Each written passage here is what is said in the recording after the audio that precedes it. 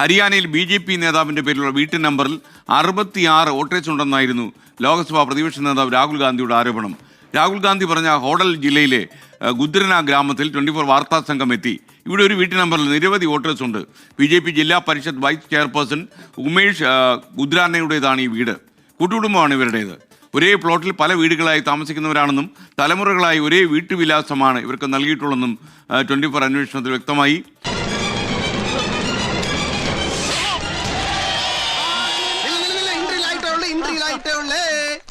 ഇത് അന്വേഷിക്കാനാണ് നമ്മൾ ഡൽഹിയിൽ നിന്ന് ഈ ഹോഡലിലെ ഗുദ്രന എന്ന് പറയുന്ന ഗ്രാമത്തിലേക്ക് എത്തിയത്.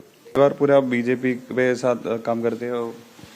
हाँ, पूरा परिवार बीजेपी के साथ ही रहा है जब से 2014 से, तो उससे पहले तो सभी कांग्रेस ही थे.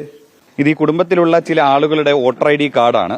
നമുക്ക് ആ വോട്ടർ ID കാർഡിന്റെ കുറച്ച് ആ വിഷ്വൽസ് നമുക്ക് നോക്കാം. അതായത് ഇതിൽ എല്ലാ പേരും എത്തിയിട്ടില്ല. ഇതിൽ എൻ്റെ കയ്യിലുള്ള എല്ലാ വോട്ടർ ID കാർഡും കയ്യിൽ നിൽക്കുന്നില്ല, അത്രയും വോട്ടർ ID കാർഡ് എൻ്റെ കയ്യിലുണ്ട്. എല്ലാം 150 എന്ന വീട്ടു നമ്പർ തന്നെയാണ്. അങ്ങനെ നമുക്കത് നേരിട്ട് കണ്ട് ബോധ്യപ്പെട്ടു.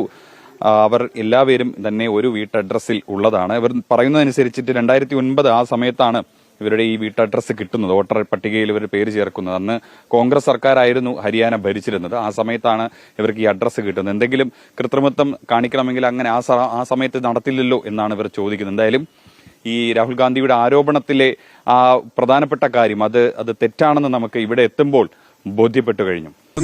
തളരരുത് രാമൻകുട്ടി, തളരരുത്. കലാകാരനല്ലാത്തവരെ സമൂഹം അംഗീകരിക്കില്ല. നീ സമാധാനിക്ക്. കണ്ട, കുതിരക്ക് വരെ പണി കിട്ടി. അവനോട് വല്ല പണിക്കും പോകാൻ പറ സുരേഷ്. ശരിയാവുന്ന അവൻ തുടങ്ങിയിട്ടല്ലേ ഉള്ളൂ. അതെ, 10 കൊല്ലമേ ആയിട്ടുള്ളൂ.